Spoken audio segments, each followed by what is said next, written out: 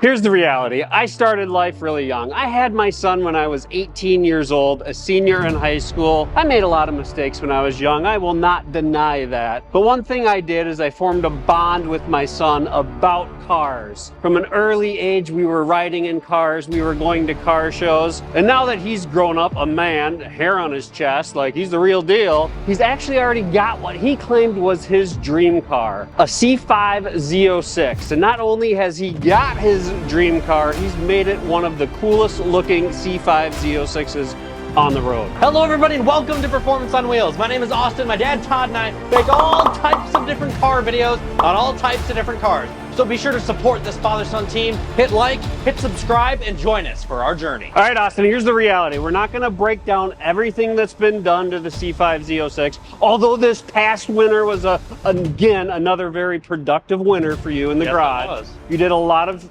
things that we didn't really see coming, wasn't in the agenda, and before you know it, this thing is chopping. It has a carbon fiber hood. There's a lot going on, and check out the other videos to get into that. Today we want to stay focused on the latest mod, which was I didn't see this one coming either, but here's what I did see coming, okay?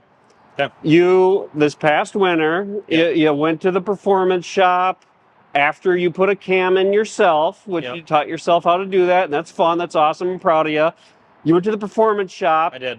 During the tune, your slave cylinder went out, so that's fun, right? Yep, and there went a lot of money. I got a twin disc clutch put in. You did, so now we're updating the C5 even further.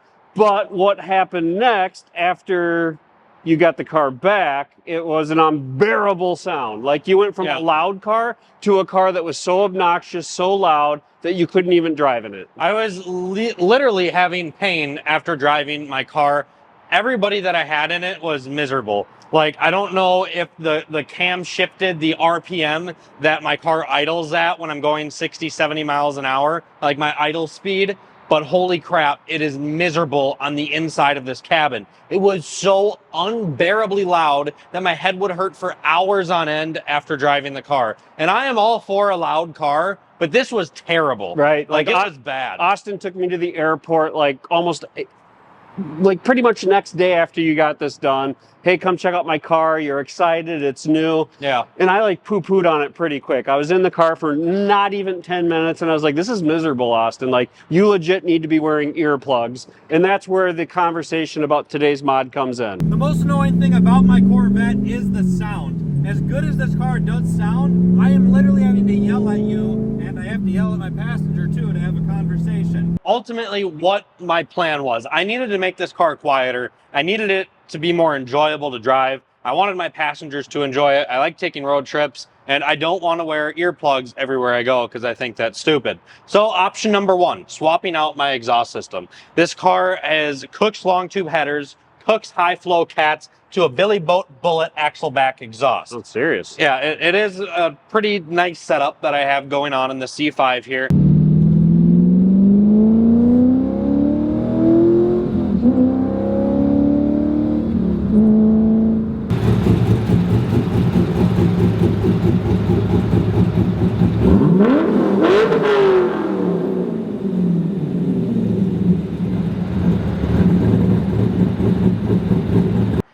But the Billy Bullet system causes a lot of drone. It's loud. The mufflers are practically nothing. But there is one system out there that is known to be obnoxiously loud and has no drone, which is Corsa. Corsa is probably the most loved exhaust system on the C5 Corvette. So that's what I was doing. I was going to pursue trading a Corsa system with somebody. However, there was one thing that I could not get over about the Corsa systems. That was the exhaust tips. I love the exhaust tips on the Billy boats. I was going to try to trade with somebody, but I could buy a new Corsa system, and the exhaust tips are really cool on those ones for $2,500, $2,000. And knowing that your $16,000 build is already at $35,000, like you had no interest in spending any more money on this car whatsoever. So I decided to try something that I've heard a lot of hot rodders talk about, and I was going to do the biggest job that I've done on this entire car, and I was going to rip out the entire interior and install sound deadening. So there you have it. After I spent a couple of bucks on a decibel meter and I went out for a drive, I found out that over the course of the last couple of months, I have been experiencing some extreme hearing loss due to all of the pain that I've been having after driving the car. Now, I do love loud cars, and as much as I do, that's just not okay. It is too loud on the cabin of this car, and I need to quiet it down. So today, what I'm going to do is something that most people probably wouldn't think of doing on these cars. Instead of switching the exhaust system out and making it quieter, because I like how loud it is, I'm going to do the hard part. Today, I'm going to pull the entire interior out of my Corvette, and I'm going to soundproof it. If you are not familiar with the C5 Z06, it was the most track-focused and high-performance variant of the C5 Corvette. Now, it came out obviously before the C5 or the C6 and the C7, and the C6 got a little bit more refined than the C5, and the C7 got substantially more refined than the C5. The C5 is a pretty raw car, and to save weight, they did a few things on the C5. Both the front, rear, and side pieces of glass on the C5 used a much thinner layer of glass to save weight, which also takes out any sound deadening. They also took out all of the sound deadening from the trunk and under the seats, and the doors, everything like that. They did everything that they could to save weight on the Corvette. Well, I know that I did just put a bunch of carbon fiber on this car, but it's time to add all that weight savings right on back, because this is what we are going to be doing in today's video, is installing and pulling the entire interior in my car to, well, hopefully save my hearing. I'm going to open up this box here so I can show you guys what I got. I don't exactly know how to pronounce this, but it's the most high-rated sound deadening material that's on the market right now. Very similar to something like a Dynamat. Killmat is what it is called. So this was 36 square feet of sound deadening material. This costed about $80, or actually I think it was about 60. It was 80 total, because with that I bought this as well, which are the installation tools for this sound deadening material. So I'm going to pull out the entire interior, we're going to install this over everything, and we're going to see if we can get those decibel meters to be substantially down, considering I'm taking this car on a 4,000 mile road trip in 30 days. So the goal of this video is to literally pull almost the entire interior. I'm thinking everywhere from here back is going to be fully dynamatted with soundproofing materials. We're gonna have to clean out the trunk. We're gonna have to clean out the carpet up front. We gotta clean up the dash a little bit. So let's get started. 8 bolts later.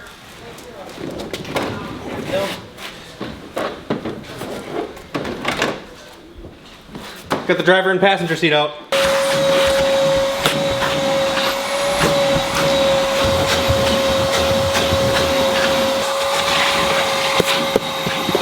After spending some time cleaning up the interior, getting all the dust and everything off the dash, vacuuming and everything out, I always forget just how clean this car is, and the reason that I truly bought it.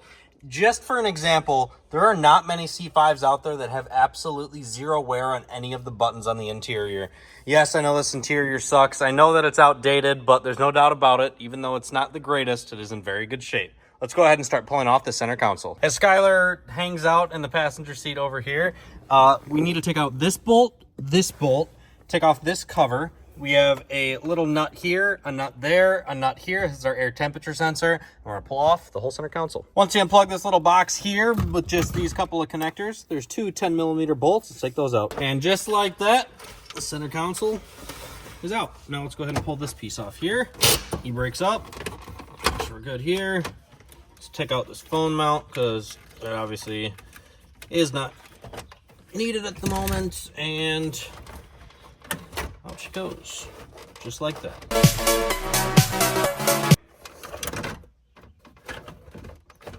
Getting the whole dash and center console off give us a lot of access to start pulling this carpet back to install our Dynamat. Now we're gonna go ahead and remove this little plastic piece under the pedal here and see if we can get the majority of all this carpet out. Not a very comfortable position to be down here, but ultimately what I did is I took off this little footrest panel.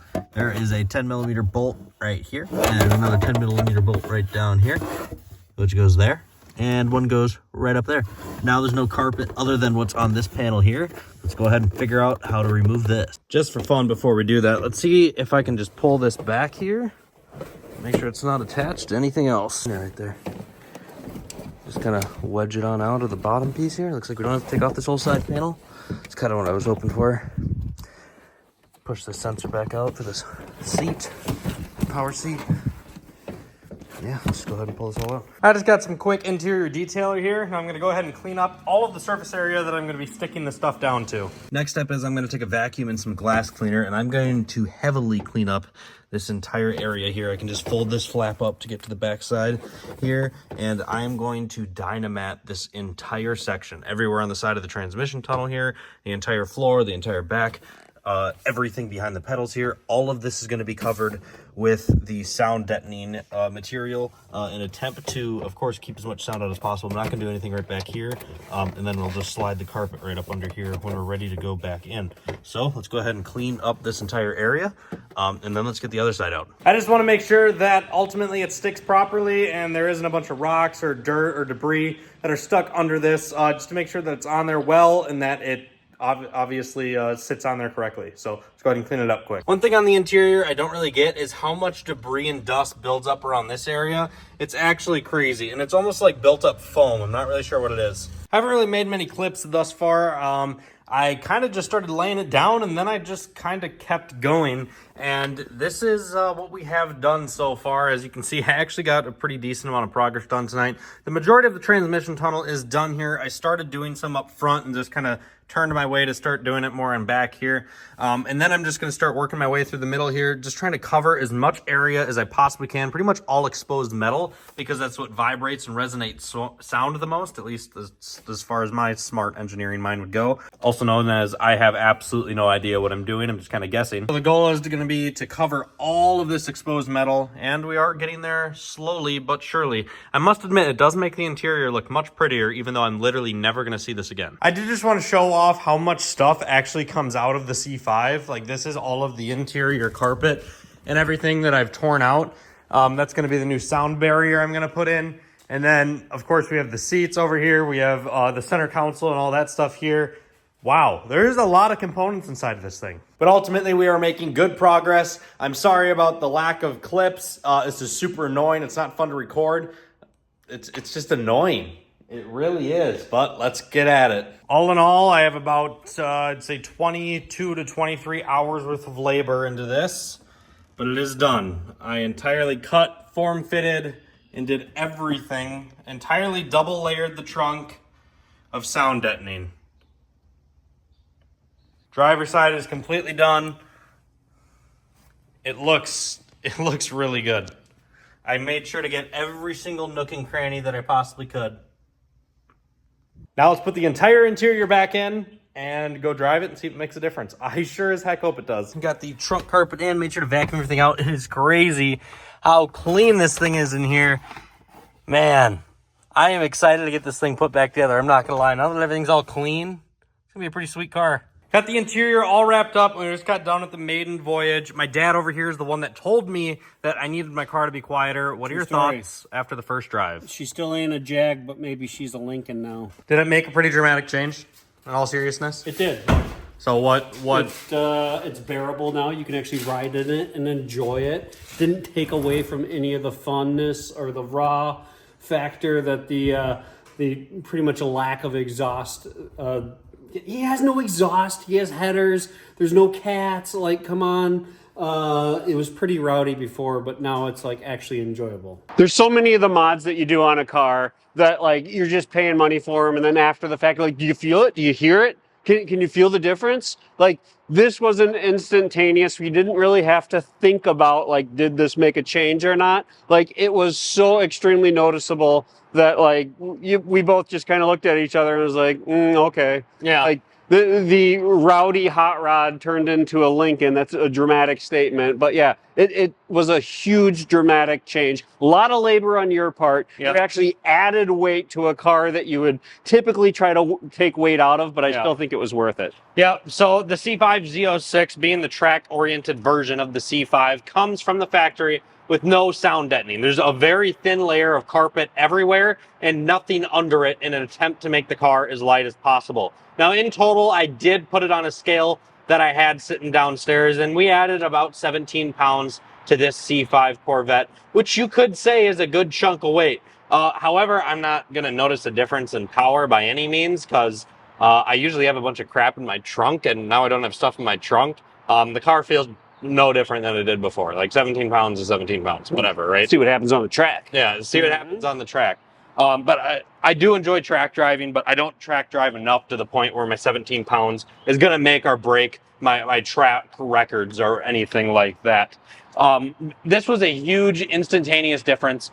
I could not believe the amount of road noise that it took out. Like all of the floor in the driver's compartment is now sound deadened. So like everything that you heard, the tires kicked up, everything you heard, like the car's super low to the ground. So you hear a lot of stuff that's going on in the rotor and under you. It's all gone. Like it dramatically quieted all of that down. Yeah, and you would get this stuff and you would think like, what kind of 10 hat stuff am I buying here? Like I'm getting rid of like what, RF signal or something? Like you get this thin little thing and you're like, there's no way this is going to make a difference. Yeah, and it made a massive difference. I'm a huge fan of the sound deadening material that I use. It did take my girlfriend and I just over 20 hours of labor combined to do this job. It was my first time pulling some of the carpeted components out of the car that I had not done before, so I did learn a lot in the process, but I think it was well worth it. I know you've made the comment numerous times, Austin, that you wish you would just have bought a fully built one, because the reality is it would have been cheaper than what you have into this car. It would have. Here's